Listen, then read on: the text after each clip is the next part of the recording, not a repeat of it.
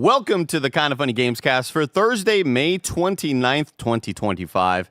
I am Andy Cortez, and I'm joined by Greg Miller. Hello, Andy. Hey, Greg. Oh.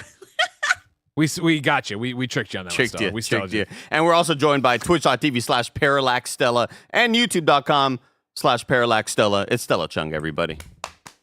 Hi, thank you. I like that you showed me when we were introducing Greg, a white man, during AAPI Heritage Month. So. Damn, Wow. Andy, look at that. Crime That's how number you're going to do it to Barrett, you're going to do that to us? Crime Jesus. number one committed against me today. I don't know why I said us. Because I am not AA. I am not AA nor PI. One of the A stands for Andy. I hit the wrong button. There's too many buttons named guest. A lot of buttons, everybody. Remember, this is the Kind of Funny Gamescast. Each and every weekday, we get together to talk about the biggest reviews, previews, and topics in video games live on YouTube, Twitch, and podcast services around the globe. If you love what we do, support us with a Kind of Funny membership on Patreon, YouTube, Spotify, or Apple Podcasts to get all of our shows ad-free, watch us record them live, and get a daily exclusive show. For a chance to be a part of the show, submit your thoughts and opinions as YouTube SuperChats as we go. Remember, we're such a little tiny, little baby 11-person business. We're just 11 people here doing our best, okay? And we would love if you used your dollars or your free Amazon Prime, Twitch Prime subscription to subscribe to us. Keep the lights and the mics on. Today you had a KFGD about what, Greg? We talked about a whole bunch of different stuff, including, of course, good news and bad news for the Nintendo Switch. Huh? How about that? I feel like you're so far away from me. I am so far. Well, Stella's in the middle. Yeah. Stella is in the middle, it's true. After this, you have the Kind of Funny podcast with me, Nick, Tim, and Greg, followed by some more doomslaying with Nick Scarpino.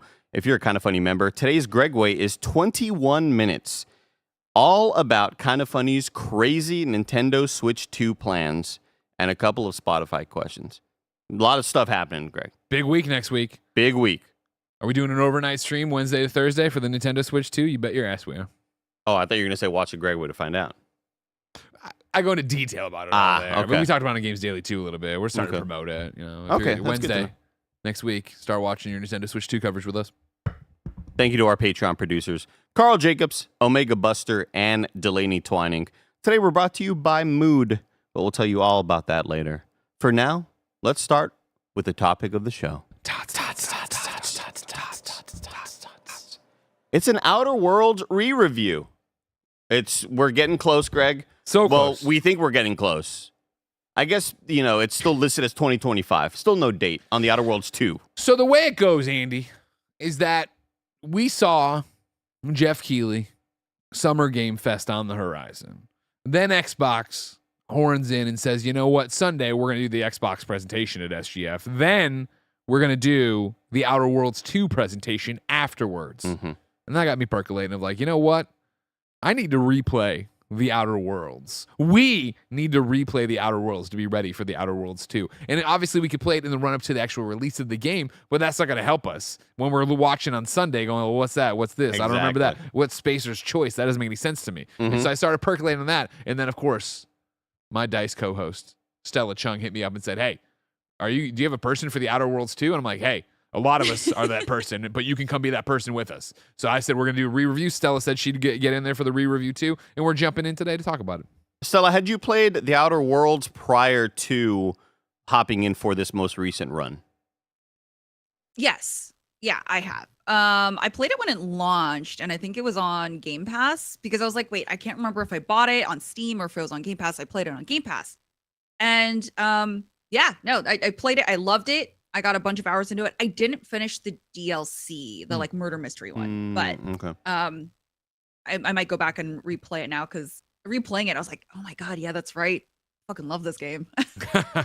Yeah, so Greg bringing this up was kind of perfect for me because leading up to Avowed coming out, I think we were already reviewing Avowed. We just couldn't say anything, but I decided to hop into the Outer Worlds, and much to my dismay, I hopped into the Outer Worlds, and I was like, dang, I like this more than what I'm playing with Avowed right now. And I think Avowed's combat Avowed as a video game, I think is like far and away a much better video game in terms of mechanics and movement. But you're talking about a game from October 2019 versus a game of 2025, right? Right, especially when we're talking about just game developers having a more modern sense of how games should feel and move. And I think also back in the day when I first played Outer Worlds, I wasn't keyboard mousing yet. Yeah. This time around playing it again, it's like, I still any keyboard mouse shooter, it always has the benefit of like that's a plus point in the positive column of like I get to click and shoot things and it feels good.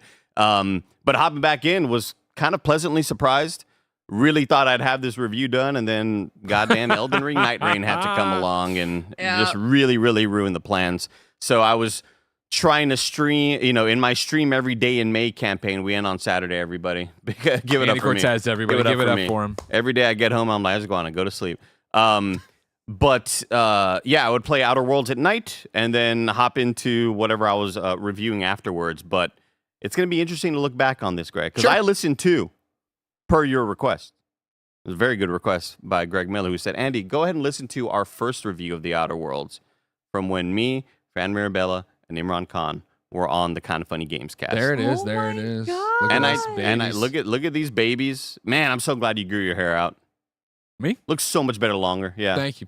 Yeah, it looks great. Jen knows what she's doing. Barely longer.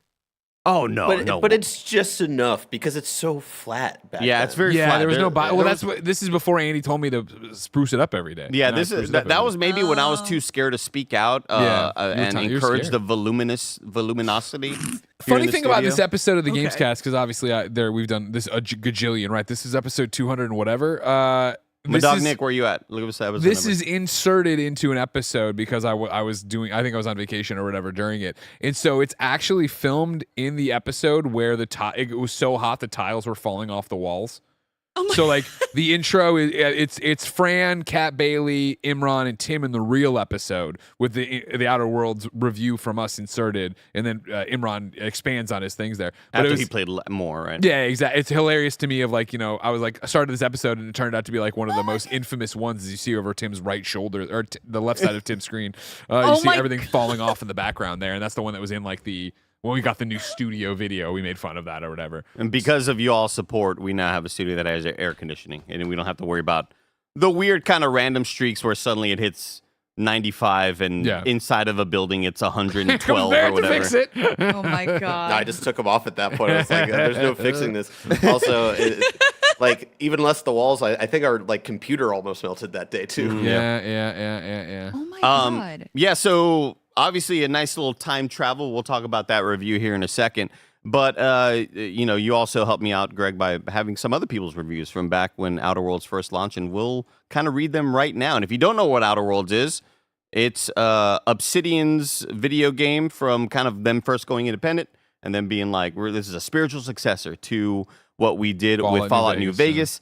The Steam description reads as follows. Outer Worlds is an award-winning single-player RPG from Obsidian Entertainment and Private Division. As you explore a space colony, the character you decide to become will determine how the player-driven story unfolds. In the colony's corporate equation, you are the unplanned variable. Also had 2 DLCs called Peril on Gorgon and Murder on Eridanos. Every time you read Gorgon, did you think of the Gorgonites? Of course I did. Of course. Come on, Link, let's go. They're rolling around. What Small soldiers, everybody, Gorgonites. Oh, I was think thinking Stella's maybe too low. Oh, you're thinking Zelda. No. Yeah, the Gorgons, right?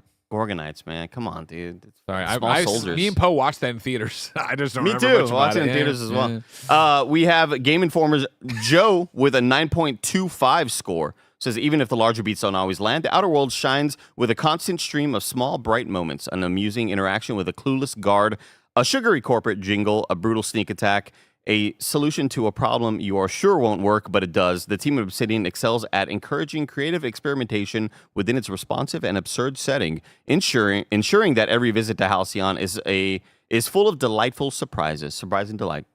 IGN's Dan Stapleton with an 8.5 says, with the Outer Worlds, Obsidian has found its own path in the space between There's wicked. God, you're always there God, for me. DMB, Stella. You're always- Educate yourself. Stella, he's always there for me. Space between Stella just turns off Discord, walks away. Bethesda and BioWare. I'm like, if you guys are just gonna keep sucking each other's dicks, Whoa, we're singing DNB. Come on, Dave Matthews Band. And considering that new RPGs from either one of those influential developers are still away, the game couldn't have come at a better time. It's not explorable as one big open world, but it still packs in a larger portion of flexible quests and conflicts within its series of smaller ones. And the combat, character, and companion systems have enough new spins on existing ideas to make it feel like an homage with its own personality rather than a copy. And you also have Games Radar's Alex Avard with a 4 out of 5 star rating says, Obsidian's talent for sharp writing, choice-based narrative, and complex role-playing systems have coalesced together to create one of the strongest new IPs of the generation in the Outer Worlds. There's plenty of room for improvement when it comes to making combat as compelling as and rewarding as the rest of the game, but nevertheless, The Outer Worlds absolutely delivers on its premise as an immersive, full-bodied RPG that successfully picks up the baton where Bethesda has been dropping it of late. A lot of great references in the Kind of Funny review about the Outer Wilds, because that confusion was still happening at the time as well. Yeah, you'll never get away from that. And make sure you all write in with your super chats to let us know what your thoughts are on the Outer Worlds, whether you played it back in the day, whether you decide to come back to it, because I know back in the day, load times were real rough, and I experienced that on Xbox. This time around, I think are a bit smoother, but still broken up in weird ways. So it's funny if I can just chime in on that of like, I forgot all about that, and playing it on the Series X, loads just didn't matter. Thought they went fast, didn't worry about it. I was just pop, just moving around, no problem. And it was funny today to load up my PlayStation 4 save through the PlayStation 5. Be like, I put down the portal, I did some work, I came back, I'm like, this motherfucker's still loading? Oh, whoa. This is still loading right now? Damn, that's rough. I played on PC, and I downloaded a bunch of mods. Oh, nice. Downloaded some visual mods to the point where people were like, God damn. What game is this? Like, this does not look like it looks like on my... And I think it was maybe one of the chatters, Erdy Cooper, who's saying, I wanted to go back to this game, but then I realized it doesn't look quite like this because I kind of like maxed everything out. And it does look really nice on Series X, though. Oh, great. I did add a really awesome mod that I think was super, super important because it's 2025, and I'm not dealing with being encumbered anymore. I'm Oh, you're doing that, huh? Wow. not dealing with it anymore. You're adding a roadblock in a way that is not adding a feeling of like satisfaction. You're not. Whenever I get remove things from my freaking bag, I'm never like, oh hell yeah. Like it's just not a thing I want to deal with anymore. So I added the mod of Turn off and come. unlimited weight, and Yeah. it doesn't in any way make me feel like I'm cheapening the experience because Sure. I'm just picking up a bunch of bullshit anyway. Like who cares? Sounds like you're just making excuses. Yeah. You know? I know. Well, Sounds like you I got- cheated the game Upgrade and so that yourself. you can hold more things. I'm trying to fucking beat a Night Lord as well, and I'm like struggling there. Fucking Elden Ring, dude. But I recommend that to anybody on playing on PC. A little to bit of download that Penguin mod. came out there. Huh? A little bit of Penguin came out there. A little bit of the Penguin from HBO. I'm dealing with a lot of encumbrance, Vic. Oh my gosh. So I would like to start with Stella, and where are you at I with get to the talk Outer now. Worlds? Yeah, you're allowed. Thank you. Oh my god. You're Okay. allowed. Where am I? What do you mean? Where am I? Like it playing through right now, or do you mean just? Yeah, how did do you I feel fully about it? beat it again? You mentioned that you had played back in the No. day. Yeah, I did beat it back then. I didn't beat it now. I just wanted to go through and kind of like jog my memory of how it looked and how it felt. It's good. I don't know why. Like I thought about getting mods, but I was like mostly for appearances because I was like, oh, the selection isn't all that great. Also, like the shading, like the sliders for hair color and stuff. I was just like, man, I want more styles. I Yeah, want more yeah. options. But aside from that, I don't really feel like it needs any other mods. It's great on its own, and it looks still so vibrant and good. And like I have a good PC too. I think Andy, we have something very similar in terms of build. So I was just like, oh, it looks great. I'll just run it. And having just come so I've been playing Fallout 4. Oh my god, coming from that to this, I'm just like, oh my god, I can actually alt tab without crashing my PC. Yeah. Oh, did it? Oh, I thought her mic cut off. I think she's got that Oh, great no. gate. I thought it muted. Oh, I thought that. I do have a really good gate. Yeah. that gate cut off. Yeah. I All don't right, know. so you're at a do point wanna with it where play you're through. like, this is it's as good as you remember? Was there anything that you feel like going back to it, you said, man, maybe this doesn't hold up, this gameplay thing doesn't work out, but maybe I didn't have enough appreciation for this certain aspect of the video game? No, it's honestly just as I remember it. So I did a strength charisma build because either I could bully people into doing what I want or I could smack them. Just like real life. So that's, yeah, yes, yeah. So that's kind of what I do in like any RPG. It's always strength and charisma. So doing that, I think that is probably the way to go through this, because I know a lot of people were like, oh, the combat doesn't really hold up. It's not that complicated to fight in this game. And I'm like, okay, well, for me, I feel like I have to be a little bit more strategic, because you can't just go in and meleeing everyone, because you will get surrounded and overtaken. So it's just as I remember it, honestly, when I first played through it. Greg, where are you at with the Outer Worlds? It was interesting to go back and listen to it, because over the years, obviously, as you look at the glowing reviews Outer Worlds has, the fan base it has, the Metacritic of 85 it has, I remember, and it's called out in that review, that Tim's like, Greg recorded this and, all these things, but it's interesting that, now that we're on the other side of it, of embargo, a lot of people really liked it. He's kind of the outlier on it. It was a typical kind of funny review where there was joy to be had in the video game. Hey, we recommend this game, but also we want it to be more, so let's nitpick the fuck out of it, and I'm very guilty of that as well. And so years going by and not having thought about what I said in the review or anything like that, it really was like, maybe I was too hard on this game. Maybe I was off base with it. Maybe my expectations were out of whack. And I think expectations are a big part of it. Again, expecting a fallout from a smaller team, something to that effect, you know what I mean? Kat Bailey calls it out in the part that I'm not on of the review of like, well, they were saying that we are smaller. This is a spiritual successor to New Vegas. It isn't New Vegas, but still the way it was marketed and shown, I do think it led you to believe it was going to be as fully fledged as a Fallout with a million different things happening. Anyways, years go by, 6 of them almost, right, from playing this to jump back in, and I definitely enjoyed it more this time. I definitely connected more with it and appreciated it more, but I don't think I'm off base in my, this could have been a lot better. It's great, and there's a lot of things to love in here and all this stuff, but it is that, okay, cool, by the end of it, I'm in a very similar spot that I was in the first review of, combat's not good. Stella talks about her build. My build, if you want to throw up the Taylor stats image, I went with, mainly, I did basically a charisma build as well, where I could talk my way on anything if I really wanted to.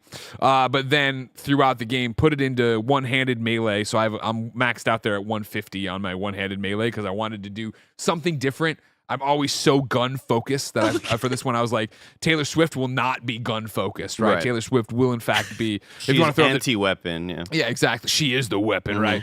Barrett, if you want to throw up the Taylor Swift PNG one I have in there that's labeled Taylor Swift, this is you see here, right? I did average on everything, personality, charm, and temperament very high, right? She's Taylor Swift. She's going to be able to talk her way out of this. She's going to be able to charm people, and then for the stats, put it all into melee, and then really went into the stealth perks because I love hacking, I love lockpicking, I love doing all this.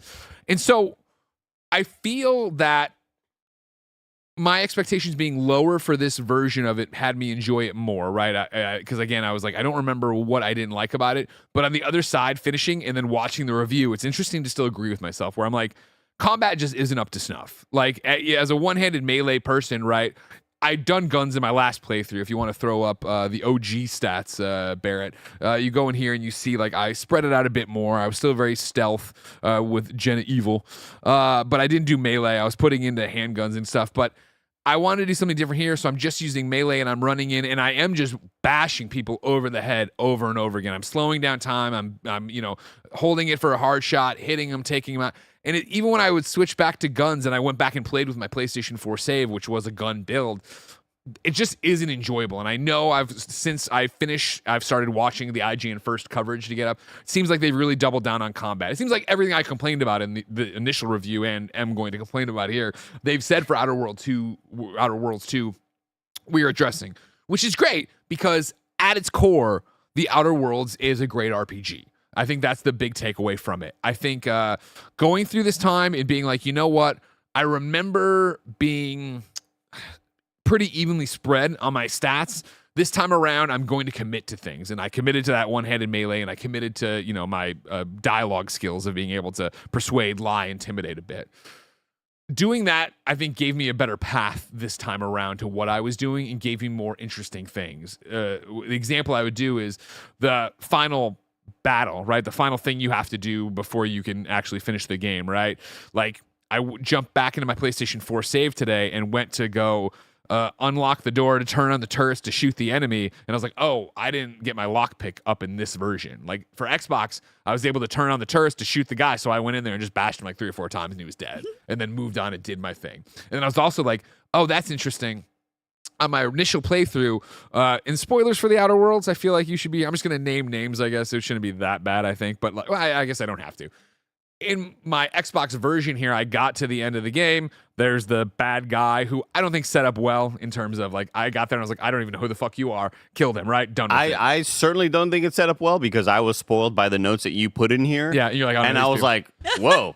I mean, maybe that could have been a cool surprise, but I don't even feel like that was something that the game was leading up to. But it's funny that I killed him, rolled credits, got the whole, here's everything that happened to everybody that you interacted with. And then I booted the PlayStation 4 save, and it was the same, robot to fight, but the person to kill was different. Because I had in my Xbox save been working for her, and when she revealed her grand plan, I was like, fuck this, and I had to kill her. So it's interesting that there's those permutations to get you there. And again, one of the things I think is interesting about the marketing that you'll hear at a much larger scale at SGF, but the IGN coverage has been, hey, like on top of making the gunplay tighter and doing this, they want choice to matter even more in this game and have it influence the entire experience rather than just specific quest lines, which is something I would cheer for because so much, the reason Outer Worlds is beloved and should be beloved is the writing, and it is the situational comedy they're giving you. It is the characters they're giving you. I still, on this playthrough, did not love any of my companions. And I thought I was being fun because I was like, oh, I'm going to put Ellie and, what's her name? Parvati? No. Ellie and Nyoka okay. in this playthrough. And I was like, I'll run with them because I knew I did Parvati in the other one, right?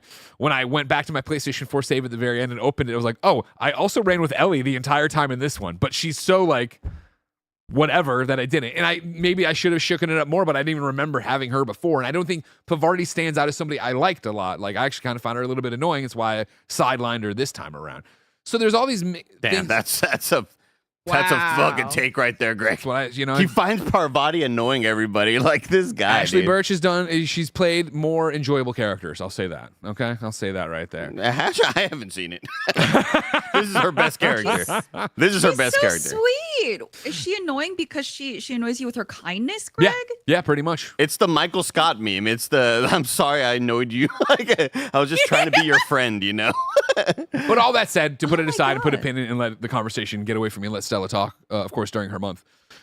It was the idea. She called it out. Yeah, she did. It was the idea, right? Of like, I thought the DLC was so well done. The Murder on Eridos is such a fun, like, oh, wow. I love that you're shaking it up this way and taking something that you know how much I love open world RPGs, Western RPGs. You know that like I came off of Oblivion and then started playing this, and then I'm also playing the Starfield DLC thing they just dropped, and there was the other one I needed. I started Fallout New Vegas on the plane. It's like I'm doing all these things, so to compare and contrast and do all these different things is so fascinating. But it is the idea of like jumping in and Murder on Eridos being, oh man, you really leaned into your humor here. You really leaned into having us do something that isn't just fighting everything, because obviously every one of these games is eventually get the thing, but you need the other thing, so you go to get that, but you got to fight this and you got to do that. And giving us the options here to slow that down, change that up, talk to somebody, have a murder mystery, right? Even the Gorgon one, right? Like I enjoyed that one a lot for what it was too. But I'll stop there. I'm sorry. Stella, remind me. Did you had mentioned the murder mystery DLC? Had you played it back in the day, or was that a recent thing? That was back in the day when it came out, because I was like, oh, I want more Outer Worlds. So I played it and I was like, oh, this is different. This is fun. I really liked it. At least what I've played of it. I didn't finish it, but yeah, I really enjoyed that change of pace. Weapons wise, what were you running with? Because Greg mentioned Taylor Swift, very anti-gun. Yeah, first of all, insane build. I don't remember. I think it was like the sledge, right? Like I just wanted something really heavy. And it's so funny because Greg says he doesn't like the fact that he would just go in and like whack someone. I kind of love that because it just makes me feel like the strong character that like I am. So can I stop you Greg? right there to get into it? Because Sure. I just want to make sure my point, and I didn't clarify it enough for you, right? Yeah. Okay. It's the fact that I don't think it feels good. I love the idea of bashing someone to death, and that's the build I have, blah, blah. But I think, and again, this is comparing and contrasting games that aren't in the same decade. Yeah, But it's the idea of like Avowed's combat feels so good. I sword and boarded the entirety of Avowed because my sword felt good. There was contact. It was crunchy. It was doing this thing. Whereas this just feels like I'm whiffing through characters. And so then it was like, well, even shooting them just felt like damage numbers popping off. It didn't feel like Borderlands or something else like this. And I know that this isn't. This was I'm having deja vu. A lot of Borderlands talk on that. The conversation podcast. we had. I'm like, well, this isn't a first-person shooter, but it's like, well, it is, right? You're shooting and fighting in this game is a big part of it. You can get out of some things not fighting, but not everything. So you need to fight a lot in this game, and there are those sections where I was like, I'm not vibing with the combat. I've done enough of this right now. And Stella, what was your build? What weapons were you kind of maining? Do you remember? I think it was all melee. I had one gun, maybe like a, oh my god, what is it? An assault rifle, just to have for like long distance, just in case I needed to. But yeah, I agree with it feeling a bit more floaty. But the thing is, having playing Fallout 4 right now, honestly, that it kind of feels the same there too. Like the combat was never really the strong point, I feel. Because like I mean, you have like the VATS system, but I wasn't really a VATS player. I would always just go in and like smack them or shoot them because I'm like, why the fuck am I relying on this program to aim for me? I'll just do it, you know? Because up until Fallout 4, aiming was so terrible in a Fallout game. I went to New Vegas and I was like, what the fuck is happening? But yeah, no, having played that, I was just like, oh, it's actually quite similar. So I feel like a lot of that, I think people just weren't ready for this kind of game. They're like, oh, well, the combat's really bad. It's like, if you go back and play, it's kind of similar. Like there are good and bad things to both. But of course. Yeah, I agree. There needs to be like a little bit more weight if you are being that strong and you can like one hit someone. I think one of the interesting conversations you've brought up here, Stella, is the idea that like I'm playing New Vegas right now, and I've always loved VATS, and I love VATS in New Vegas right now because, of course, it's not satisfying to aim down sights and shoot in Fallout games pre-Fallout 4. But the fact that to me speaks so much to what makes it, and this is very weird, but what makes an RPG an RPG and what makes a shooter. And I think the fact that VATS pops up and you shoot the thing, and then cinematically when you blow the thing's head apart, it doesn't, you know what I mean?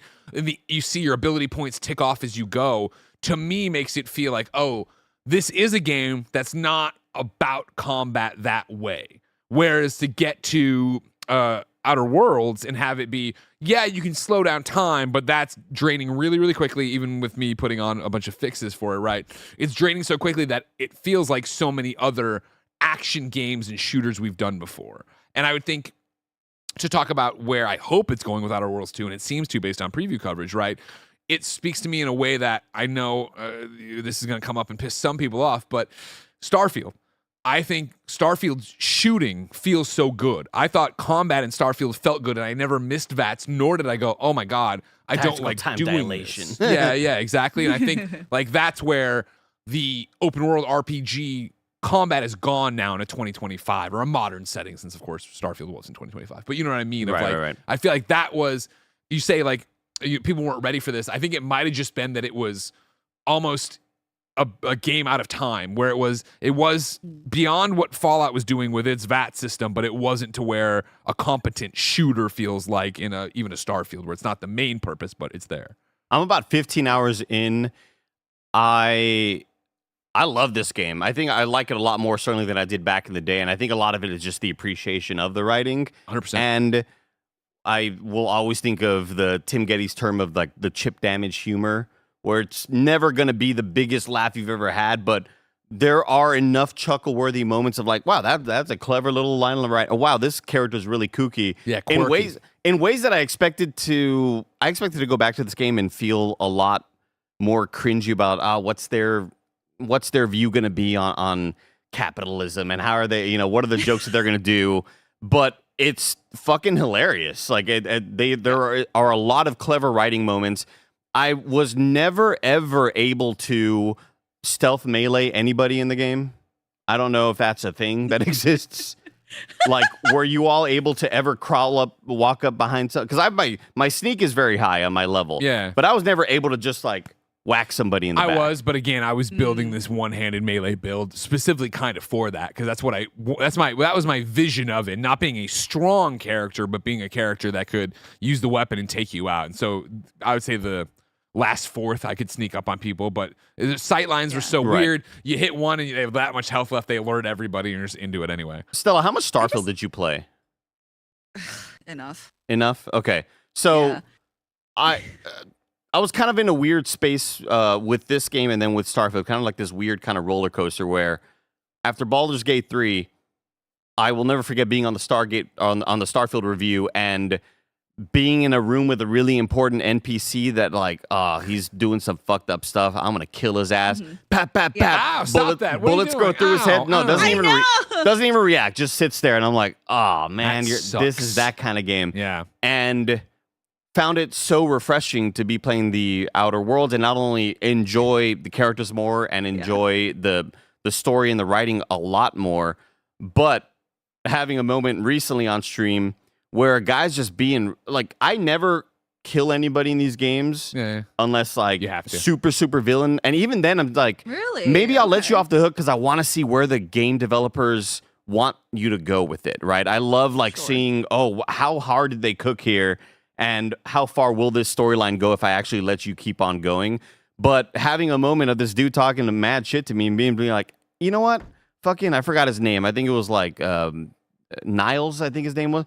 I gunned that dude down and the rest of his crew and then was worried about, are they going to ask me about Niles in the future? Yeah. But it felt like, oh shit, that's right. Not all RPGs will have that character's invincible because we need them for the story later 100%. on. And I loved experiencing that in a much smaller scoped video game. I was pretty surprised by that, where, you know, that one annoying guy who wants to be your squad mate, I made sure to save real quick.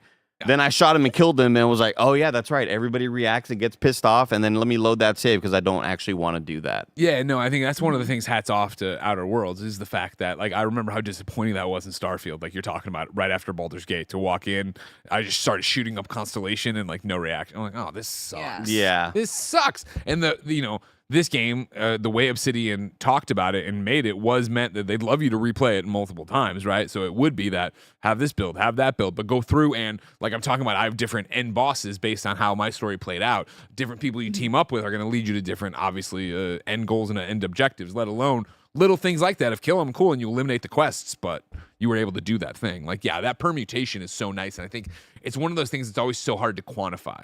I think that, you know what I mean? Like, I feel like what would have been interesting back then when a lot of people were playing it was to really do a spoiler cast and have that, like, or even like what would be cool for a Kind of Funny Thing or anybody, right? Of like, start and be like, cool, I'm going to be the worst guy in the world. I'm just going to try to kill everybody. I'm going to try to be goody two shoes. I'm going to run middle of the road. I'm going to see what you get and have those conversations about that. Because even now I wonder what those permutations really end up being, and let alone hopefully what Outer Worlds 2 will be.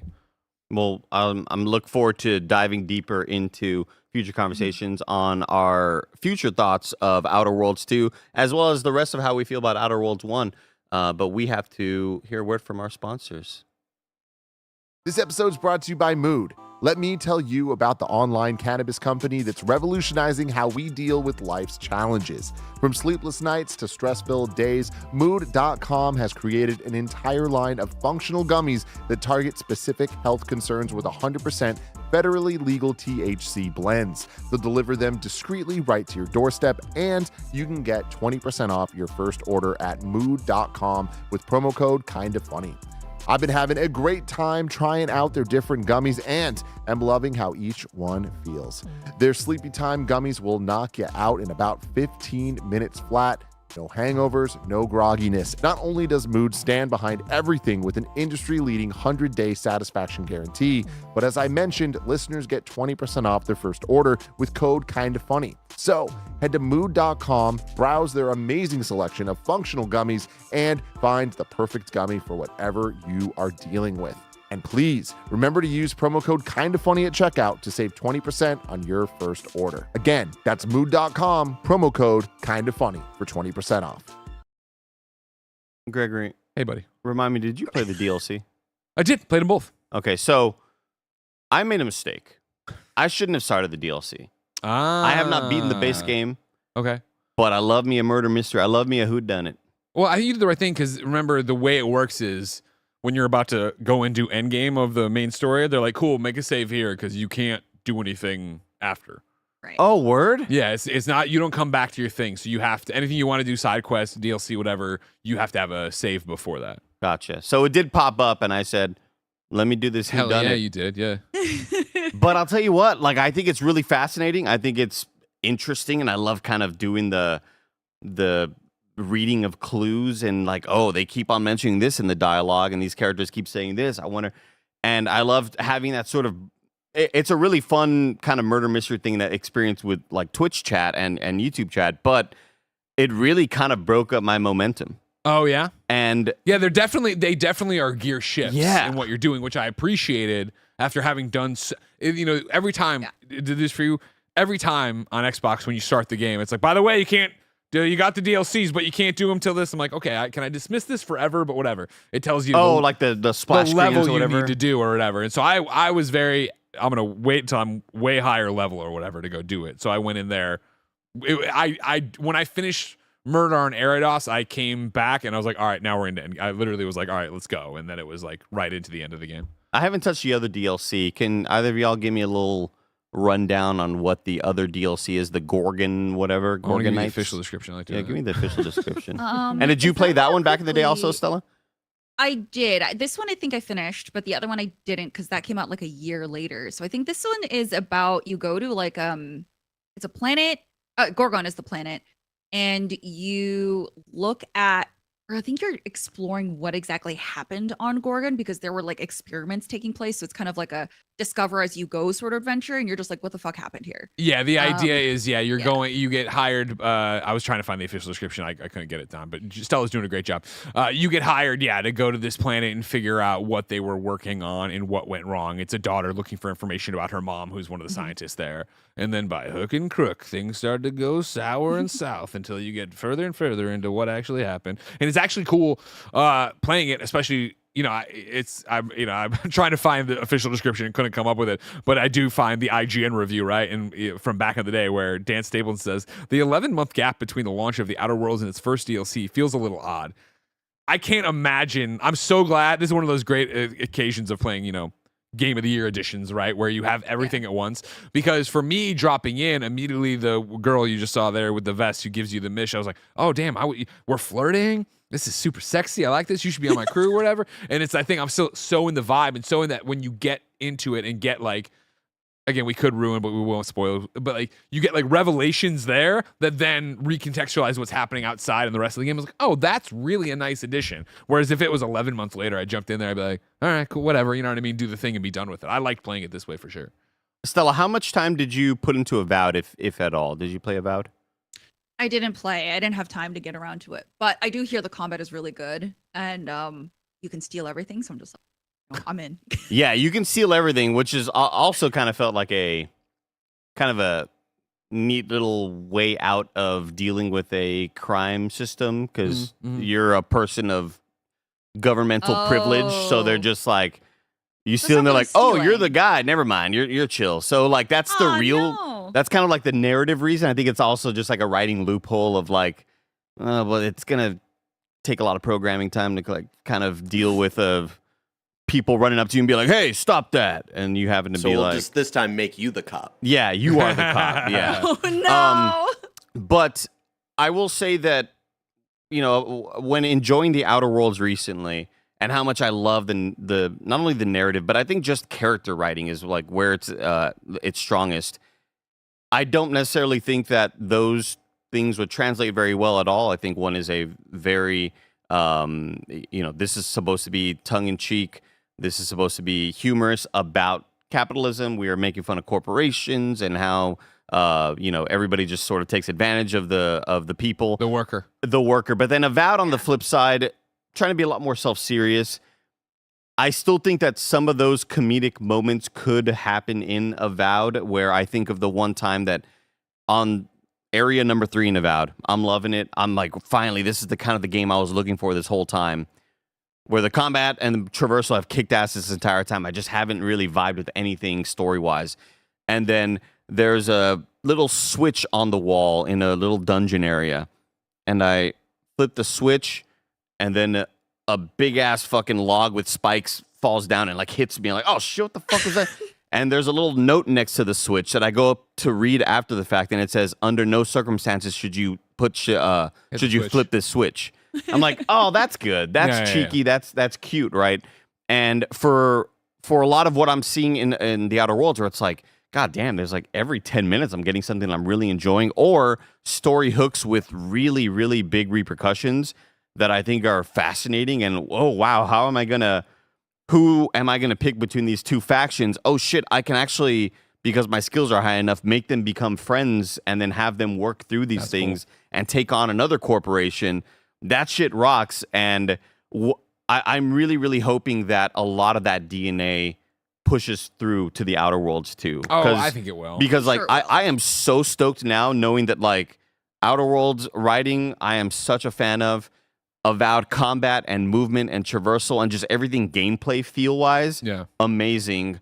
Gelling those two together could be like GOTY territory. 100%. And those are high expectations, but I think they're deserved, and I think they're well earned. And I'm right there with you of playing this game and having those interactions where you can have that unexpected moment or talk your way out of this or just meet somebody, or the way they play with an ID, or like they're in the funny quests of running in.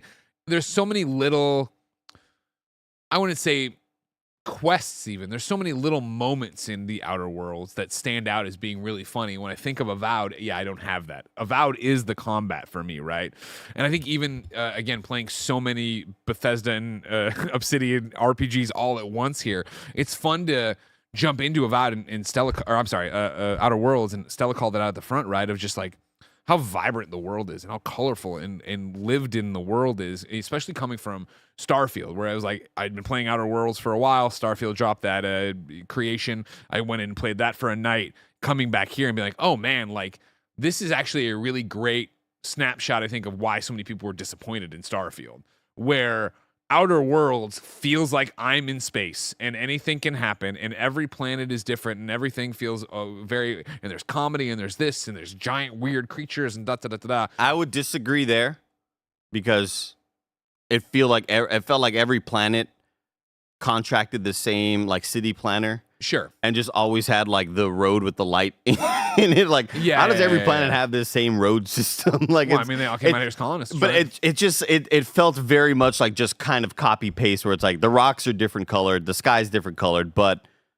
we didn't get that in Starfield until the DLC. I know, You're right. remember You're right. when we All got the in rocks were the same Starfield, color. You're right. You're right. Everything in Starfield was like corporation coded. It was clean, Super clean, sci-fi, and sterile. I fucking hated that. Yeah, exactly. I'm just like, what am I Starfield, doing? and that was the thing I had not thought of, not being a big super space guy, right? And I mean, I love Mass Effect, but like to come from this one and jump in there and be like, oh wow, like Starfield is so the Bethesda sitting down and looking at NASA and being like, what if literally, legitimately, they colonized space, right? And so you would get that sterile tumbling out of it, right? Whereas this was a bit more, even though it will repeat things for sure, and I think that's showing the signs of being such an old game. And a smaller developer as well. Team. This one felt like more whimsical, crazy. And then, of course, you have Mass Effect, which is somewhere in between them both with, I'm talking to a jellyfish that can't show emotions, so he says the emotions, right? And like, there's all these different flavors of space in there, where this is more the comedy flavor, I think, that worked really well for it. In addition to its sort of, its sort of outlook on tech, where everything is very analog focused, everything is very LCD screen with oscilloscope sort of looking things with everything looked very old school tech, and I love that sort of retro future thing. We'll get to some super chats right now. Did you have something, Stella? Oh, I just love the retro future shit, like especially in Fallout, bringing that over. I think that's the biggest aesthetic that I really liked in the Outer Worlds, bringing that back, because you're just like, yeah, of course, all of this makes sense. You would still keep some things analog because that just works, right? I mean, we see that happening now in real time as well, and it's really cool. So that sort of shit, which I just did like a rewatch of the whole Aliens franchise. Oh. And I was just like, yeah, retro future shit is Yeah, hell yeah. fucking best. It's so good, dude. I love analog. I love actual buttons. Bring that more. into like sci-fi shit, please. Cozy Bear with a $10 super chat. Thank you, Cozy Bear. Says, played Outer Worlds for the first time recently. For me, it's one of the more boring games that I was low-key addicted to. Story lacks oomph and combat is fine, but the loop of completing missions is addictive. Fascinating. Yeah. I would go on the opposite there where I'm like, the story and the characters are really the only thing keeping me going because I'm not having a whole lot of fun playing. Did the story work for you of like trying to figure out what to do with the Hope and running around for Phineas and all that jazz? It was mainly just talking to different characters and how they dealt with Phineas, and I just enjoyed a lot of the interactions, and maybe a lot of it does come down to when I always talk about the special moments in an RPG where I could have missed this. It's cool that this is an NPC that I could have ran by, not even talked to, but because I did, I got to experience one of the cooler, more like riveting side quests I've experienced. Yeah, I think that's a great way to put it, right? For me, I think the overarching story of the Outer Worlds kind of gets lost, where like I'd forget about Phineas and the Hope, sure, that's what it's all about, right? But it is those moments. I think from the jump, right, the intro to this game when you get started, of like, cool, Alex Hawthorne's gonna pick you up. Oh, he stood right underneath the thing I told him to call down, and he's dead. So you can go to the ship, and then you become Hawthorne, and then you constantly have this decision when you meet people: are you introducing yourself as Hawthorne as your character name, right? And so like I talk all the time with like Starfield of like, for hours wasn't feeling it until that Mantis quest, right? Like this was such a jump start to that of like, cool, this has happened, and yeah, I'm Hawthorne. I'm captain of the Unreliable, and Ada is such a great. I don't like the companions necessarily with me. Ada, the AI on the ship, fucking adore, right? Yeah. And so to banter with her, to go out and introduce yourself, get caught in a lie, like you're not Hawthorne, I know Hawthorne. Fuck, where is this gonna go, right? To see that tumble out was always fun, and like I'm with you in that of like, I didn't find the game boring. I think you could make a case that the gameplay loop can get boring, and even boring is a bridge maybe too far. Of it is like, I know what I'm gonna do the thing, get the thing, fast travel there, drop off the thing. Like again, that's what these games are. Do you like them? What are you doing? But like for me, like there was another quest I won't call out, but it was one of the DLCs where it was just like every terminal. I was going to every terminal and reading everything because it was so funny to see them bicker and figure out what was going on and how bad it was going to get and how bad it got. I know that one. It's so funny. Which one? It's literally just our DMs, dude. Yeah, I know, right? Exactly. Just people shit talking nonstop. It's just like, yeah. When we talk about the story, I think a lot of it is, I think maybe the story could be more compelling if you weren't constantly breaking up your experience with other side quests. And I think that's just the nature of open world games where you can lose the grander narrative and go, oh yeah, Phineas, wait, oh, he was in there? I forgot because I did 20 other side quests in between now and then. I think that's just sort of the nature of open world experiences. Zeke Speak with a $10 super chat says, I stopped watching Min-Max episode just so I could drop by and say to Stella, the cult is alive and well. We are ready. We've all bought matching uniforms. Say the word and we shall rise, non-threateningly. Oh my God, I love y'all. Non-threateningly. No, threateningly. Cult of the Lamb? Is this a reference to Cult of the Lamb? Sure. Oh. Stella's just making a cult. Oh, shit. Gondor's Condor with a $5 super chat says, did anyone play the low intelligence build to get the unique dumb lines? No, I did not. I didn't. Dude, I do love that. Also, okay, one thing that we didn't point out is that if you wear Marauder clothes or any other clothes, they like NPCs will react to you wearing that.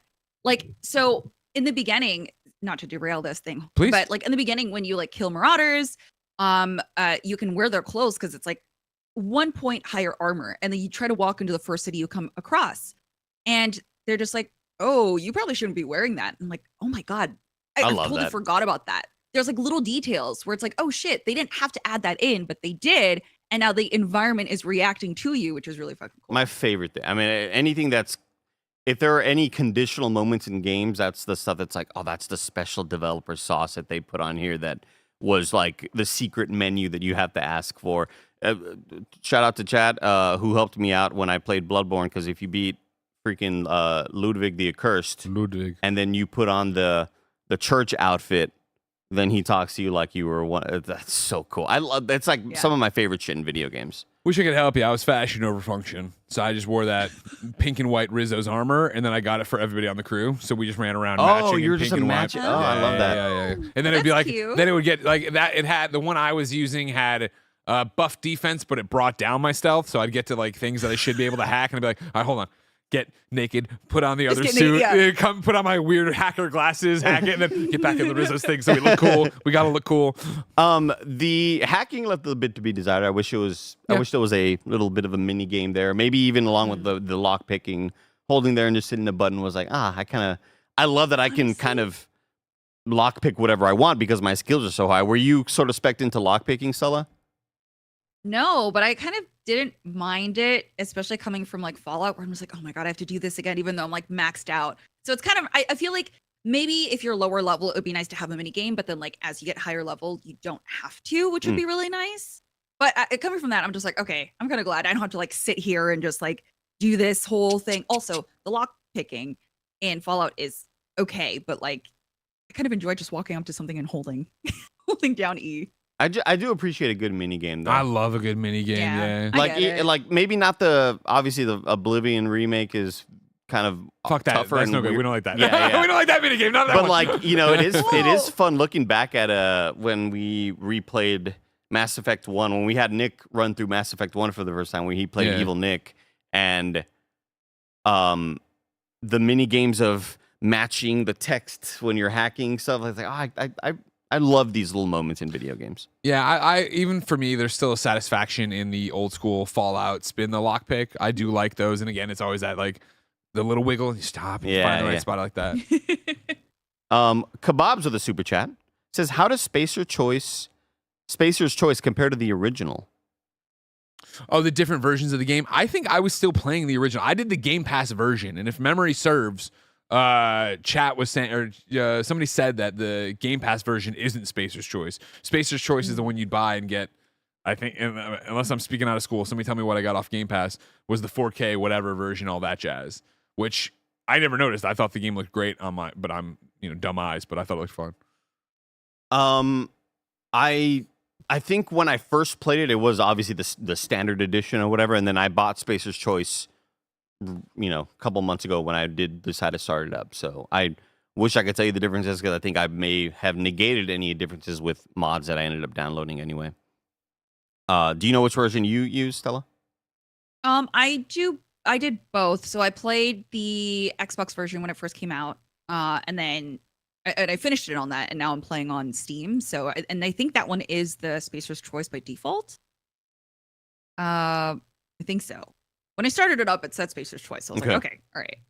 Dean with a super chat, $5, says, "Really enjoyed this despite not loving my two-hand melee build. Have any of you seen the special low intelligence ending?" That's another question about the special low intelligence ending. No, I have not. I might have to do that. I didn't even know that was really a thing. I know that the game gets very cute with its version of curses, where the flaws system, where if you... I loved that. Yeah. We haven't talked about that, and it's another thing I know they're changing I think for the better, but that's a conversation when we get to SGF. But flaws in general, if you're unaware, I thought were a really cool thing where as you play, the game will pop up and like you're getting burned a lot. It'll be like, oh, well, now you can introduce this flaw where you're scared of fire and it'll intimidate you, but you'll get a skill point right away. Some stats go down or you whatever. You get a skill point to burn right away, which I'd be like, yeah, hell yeah, let's go for it. Yeah, I often took the perks. Were you often taking any of those perks? I think so. It's been a minute since I've played that long, but like I think I did. I remember, God, what was it? Something. I think there was something because I barely used a gun. Yeah, but I took a ton of damage. The gains were definitely the gains were a little bit too enticing, I would say, and I wonder. It seems like they know about balancing that for the future because I saw a bit of that sort of flaw system video for Outer Worlds 2 that IGN did, but yeah, I think a lot of my moments were, getting, my ass handed to me by some little raider crew or whatever, and then it would say, hey, here's a flaw that pops up. You hate plasma damage. Do you want to, whenever you're being hurt by plasma damage, take a bit more damage but get a perk right now? I'm like, fuck yeah. Give me that shit. And so I often kind of took that. But the one that I really enjoyed in seeing that IGN video on Outer Worlds 2 was we notice you're looking at the sun too much. You're looking directly into the sun. We will give you this sort of perk that whenever you are in the sun, you regenerate health. But for the flaw, blah blah blah, whatever the negative thing that they're taking away from you stats wise, which I always think is really really creative. Yeah, Oh again, my I think, God, one of the things they talk about that I'm all for is Michael Himes' preview was talking about the fact that you're no longer doing the minutia skill point build. You know what I mean? Where it is like how it is in the Outer Worlds right now, where, okay, cool, you've got 10 points to burn. You Which go I in really there. enjoyed. That was kind of cool. I did, but Yeah. this sounds, I think, the way they're describing it now. So rather than go in and be like, all right, cool, I'm buffing my melee. Okay, I've got them all to 50, which means now I can go in and micro task them, right?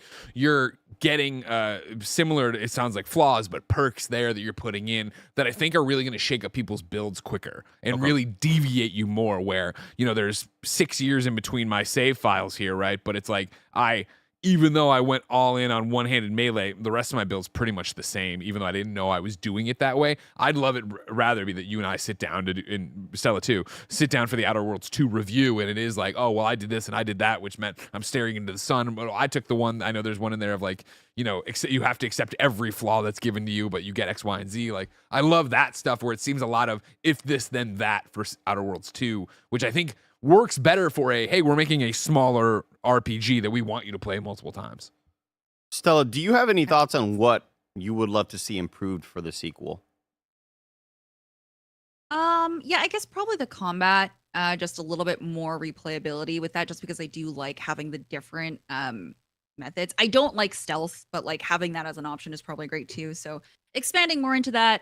Honestly, the only thing that I want is for it to be a little bit longer. Probably just in terms of like give us more to explore, right? Because that was the whole thing about Outer Worlds. It was great. It was very condensed. It was great.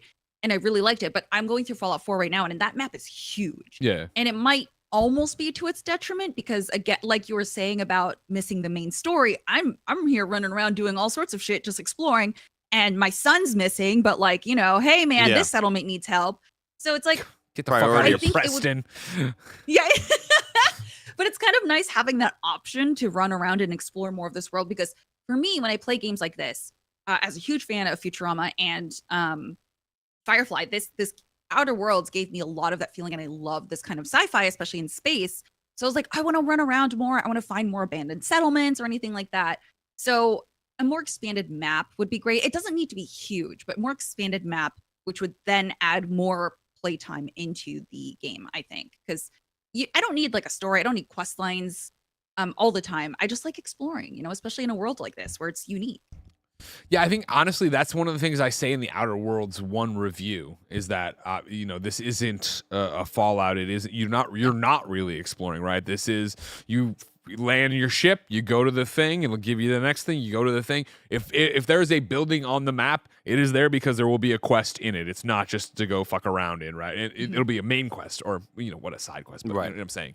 And I think as I look at Outer Worlds 2, I hope they don't change that. Like I do think that works well for this. It's interesting to see, the reaction to Starfield was, oh my God, it's fast travel simulator, right? So many people were like, it's not Fallout. And I was like, it's not Fallout, which I'm with you, Stella. I adore a giant open map, go anywhere, find what are you going to find over there? What are you going to do over there? But I appreciate a Starfield for what it was, but it didn't live up to that Bethesda bar of what people think for that game. It'll be interesting to see with Outer Worlds 2 then, since they've set, this is what Outer Worlds is, if it is just a little bit more and there's more quests or different quests or just permutations of quests, if that's enough to satisfy. Because now that I'm coming in, I'm not expecting one of my complaints in the review, and I remember it very well, was like, yeah, there's buildings you pass, but they're boarded up. You can't go in them, right? That was the thing. I was so trained by my pack rat mentality in a Fallout game of like, if there's a building, I'm going in it and I'm looting. So it's like the amount of buildings you bump into in Outer Worlds 2 that are boarded up, you can't go in, you can't do. I was like, that pulled me out of the experience back then, whereas here I wasn't worried about that, so it didn't. I would say for me, I mean, definitely the combat to echo what Stella was mentioning. I'm like just super pumped for what the possibilities could be, because I keep on getting asked during my playthrough, have you encountered a science weapon yet? And no, I haven't. And I don't know how. I don't know what these science weapons are about, but when I see the clips of them, it's like, oh, I really want that. I want to be able to shoot a gravity gun at a dude and see him float off.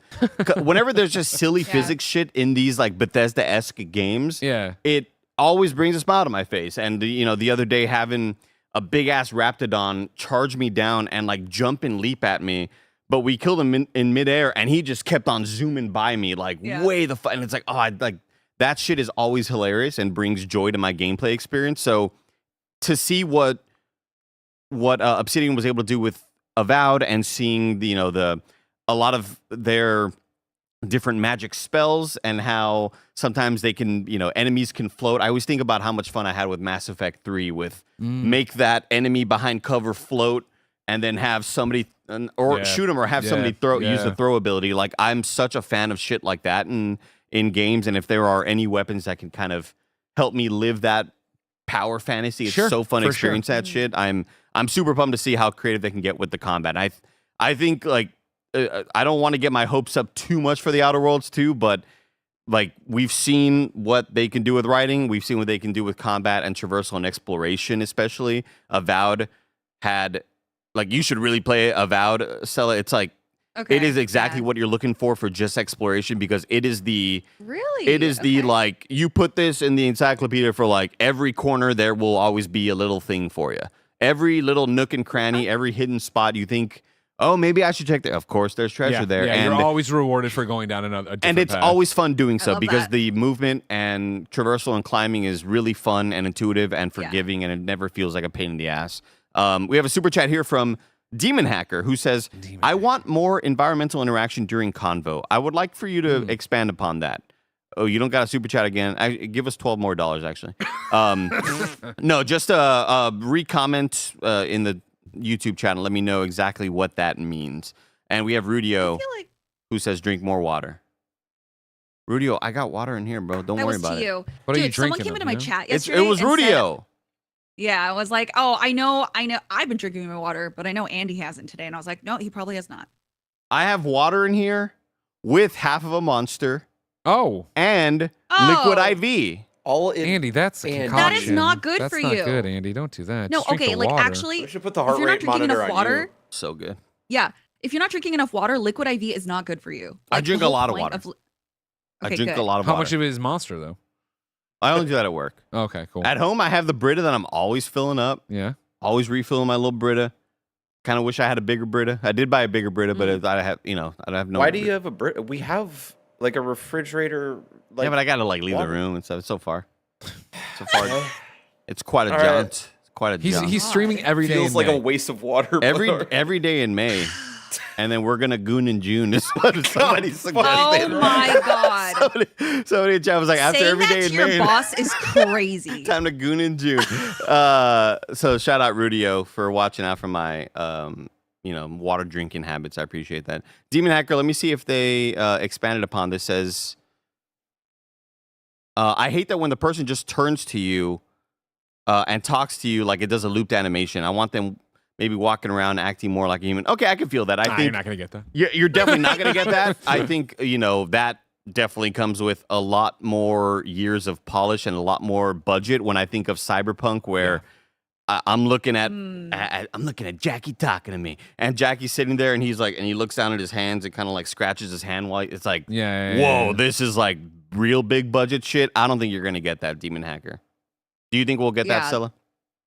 I don't. Okay, so I see what they mean when they say environment. I was thinking like, oh, when you're out in the world, they'll comment on things, which they do, but I guess they mean like in cutscenes when they like people feel more dynamic. Yeah, right. That's what they're. Okay, I think they're just criticizing the Starfield look. Bethesda look into the camera and that's it. I will say this is better than Starfield because I don't know. It does feel a little bit more dynamic because you do see them moving around a little bit more. I don't think we'll get that because I feel like it's just classic. It's just part of that feel. It's part of that feel for this sort of game. So I don't think we'll get that. I did like that in Cyberpunk, though. It did make it feel more alive, but I don't think this necessarily needs that, honestly. I didn't find myself being like, oh, I wish they were, walking around. Like, I'm not there to watch the interaction. I totally agree. It's something I would appreciate, but it's not something that I necessarily need or anything like that. Any final thoughts on The Outer Worlds? no, I'm blanking, but I can jump in if you want. I like it. It's fun. Yeah. Yeah, go ahead and then I'll follow up. Yeah, I mean, I'm glad we did this. It got me even more excited for Outer Worlds 2, and I think whatever they show a week from Sunday at the Xbox presentation, it'll speak so clearly to me of like, here are the updates, here are the upgrades, here's why this is a sequel that deserves your time and attention. And I think, again, as long as they double down on what they already do so well, I think the combat of Avowed, they've shown so much. Obviously, we've learned so much in shooting games, even if they're not full-blown first-person shooters, is all you do. And then, of course, double down on the writing they have and the character in the world they have, right? Like, I love that. I want it to be quirky throughout. I want great quests throughout, and I think I'm going to get that. I know that we usually save our prediction stuff for later episodes. There is an Xbox prediction. There's an Xbox prediction thing, but we won't have Stella on that. Sure. And I would like to ask Stella right now, for the Outer Worlds 2, Yeah. do you think we'll get romance options? I don't know. I mean, It's always I don't know, seemed I'm very 50-50 on that. anti-Obsidian. because like here's the thing, I didn't mind. I actually never even noticed in my first playthrough that there was no romance, right? But like I loved. Here's the thing. One thing that I'm concerned about with the Outer Worlds 2 is that your character is called the Commander, so it seems like you're already kind of established in that world. I loved that our character was kind of like a no one in Outer Worlds 1. I love that you're kind of a nobody. You fuck up the person that you're supposed to meet as soon as you land, and now you're trying to like go correct shit and learn this world that you've been dropped into. I kind of liked that. So I don't know. That's one thing that I'm really concerned with. But the romance part, I never felt like I was really lacking in that. With one person in particular, you actually helped them with a romance option, which I really liked. I really loved your character kind of almost taking a backseat in that aspect, because it's like, oh, it's not just about me, it's about my friends who I really care about so much. And I think that specifically was very like Firefly feeling in Futurama, right? Because like everyone's like a little family. It felt so awesome for me- uplifting them in that moment. Like, Yes. I don't think I got that far the first time I played, and experiencing that this time around, it was like, oh, this is sick. I love this. And it doesn't just end here. There's more. This is really, really cool and fascinating. Yeah, like I I don't- don't need to fuck in the Outer Worlds to feel like I've been satisfied with my gameplay, you know? Sure. I mean, that's a really controversial take on Twitter. Like, you know what I mean? That's a really Hey crazy man, thing at to least say. I don't advertise jetpack sex and then not follow up on it. Okay, Starfield? Damn. Did that happen? I don't remember the jetpack sex, but I remember. No, I Yeah. They released it. They're like, oh yeah, there's gonna be jetpack sex in Starfield, and it's Whoa. just a one-liner. If you sleep with your companion, it's just a one-liner, like, oh man, maybe we keep the jetpacks off next time. And I'm like, don't. Accurate. I'd be mad about that too. Just a scoff. Thank you. I doubt there's romance in this one, right? I feel like, especially I don't think Avowed not having romance, and I think just what is that? Imran Khan, we had an episode years ago that was like gamer takes, right? And his was that romance in video games isn't good and doesn't need to exist, and it really is true, right? I feel like there's so few and far between times where these binary choices you're making actually make it feel like you're connected. I don't know. I just don't necessarily think it needs to be there, and it doesn't change anything, right? Greg, you put in 90 extra hours into Starfield for Andreja. Yeah. But I love her. Listen, I've been in these replay throughs. I'm thinking about going back through the Unity, leaving her behind. So that's the whole thing going on. Christ. You know what I Wow. mean? Yeah. Wow. There's something wrong with you. I'm gonna have a spoiler cast for the spoiler cast of No, like where I'm please at don't. now, because so much has happened. oh my god. Because I dyed my hair blue. Oh, okay. I really Gotcha. wanted to honor everybody you're in from that House phase of your Varun. life. Okay. From where? House Varun. Oh, House Room. Of Yeah, course. never forget. Of course. when you're done, when you have sex with Andreja and you wake up next to her, she talks about the Great Serpent watching you have sex. So that's cool too. A Yeah. little kinky.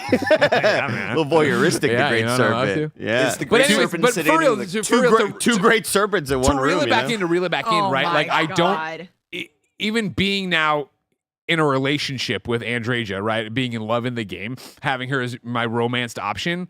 Like now the way she talks to me in that feels like you wouldn't talk that way. Ah, You know what okay. I mean? It's like one of those I things see. of like, this doesn't, it's just a few lines of dialogue don't actually make me feel like, it's a weird push and pull of how do you do that right? And I think, Check out a game called Baldur's Gate 3. It's pretty good. hell yeah, they got some great stuff going on there. And that's Yeah. the thing is I just think there's so many more examples of it missing. And I would rather see Outer Worlds 2 keep with whatever their vision is and whatever narrative they're trying to tell. All right. Fantastic. before we end the episode, Stella, where can people find you on the internet? Yeah, Parallax Stella everywhere on YouTube, Twitch, which I'm pretty much streaming every day, Instagram, Twitter, anywhere. Blue Sky as well, please. I need more people on Blue Sky because that is a nice website and I like that a lot. Oh, and then I'll also be at Summer Game Fest with Greg and the crew, so it'll be fun. Perfect. Everybody follow Parallax Stella on Twitch and YouTube. This has been a great little discussion for our, re-review of the Outer Worlds, getting prepped for the Outer Worlds 2 Summer Games event. We're getting so close to Nintendo Switch 2. Ooh-wee. We're getting this weekend's going to be all about Elden Ring Night Rain. Let us know what you're gaming on in the comments down below, and we'll see you next time. Take care of yourself. Take care of each other. Goodbye, gamers.